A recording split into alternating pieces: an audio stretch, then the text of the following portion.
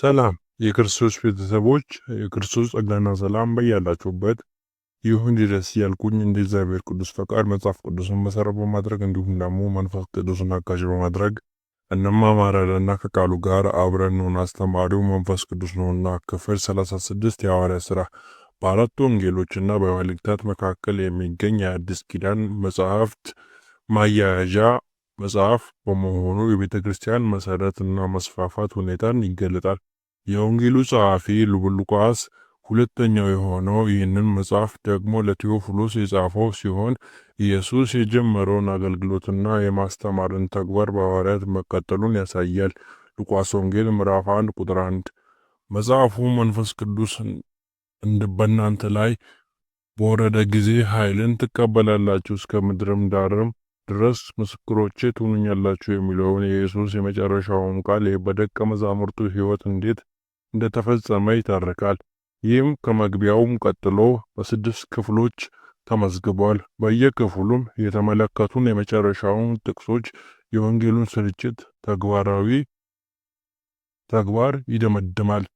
የመጽሐፉ አከፋፈል ከትንሣኤ በኋላ ለሐዋርያት የተነገሩት የኢየሱስ የመጨረሻ ቃላትና እርገት፣ የማትያስን መመረጥ፣ በበዓለ ሃምሳ ቀን የመንፈስ ቅዱስ መውረድ፣ የጴጥሮስም ስብከት፣ ከ15 ወገኖች በመነሳት ወደ 3000 ሰዎችን አምነው መጠመቅና ወደ ቤተ ክርስቲያን መጨመር፣ የበሽተኞች መፈወስ፣ የኢየሩሳሌም ሸንጎ ተቃውሞና ስደትን፣ የቤተ ክርስቲያንን ግብዝነት፣ መለያየትን መወገድ፣ የካህናትን መመለስ፣ ከእስጢፋኖስ መገደል በኋላ የግሪክ ቋንቋ ተናጋሪዎች ምዕመናን በመበታተን፣ በሰማርያ ለኢትዮጵያው ጃንደረባ የተሰጠውን የፊልጶስ ምስክርነት፣ የሳኦልና ወይም የጳውሎስ መለወጥ፣ በይሁዳ እስከ ታላቁ ባህር ድረስ የተሰማው የጴጥሮስ ምስክርነት፣ ጴጥሮስ ከአሕዛብ ወገን የመጀመሪያውን ሰው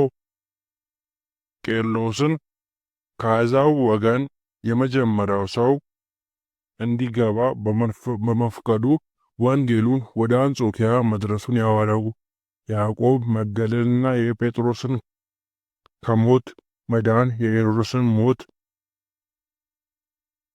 ወደ ጵርስቅላና ወደ ገላትያን የተደረጉ የጳውሎስ የወንጌል ጉዞ፣ በግዝረት በሙሴ ሕግ አሕዛብ እንዳይገደሉ በሐዋርያት ጉባኤ በመወሰን ጳውሎስ ውሳኔውን ይዞ ወደ ገላትያን መድረሱ፣ ጳውሎስና ጓደኞቹ ወደ ግሪክ አገር፣ ወደ እስያ በተለይም በፊልጵስዩስ፣ በተሰሎንቄ፣ በቤርያ፣ በአንቴና፣ በቆሮንቶስ፣ በኤፌሶን ያደረጓቸው ሐዋርያዊ ጉዞዎች፣ በኤፌሶን የተነሱ ግርግር፣ በግሪክ የጳውሎስ ጉዞ፣ የኤፌሶን ሽማግሌዎች መሰናበቱ፣ እርዳታን ይዞ ወደ ኢየሩሳሌም መድረሱ፣ በአሳጆች መያዙን፣ ለሸንጎ የተሰጠውን ምስክርነት፣ በቄሳሪያ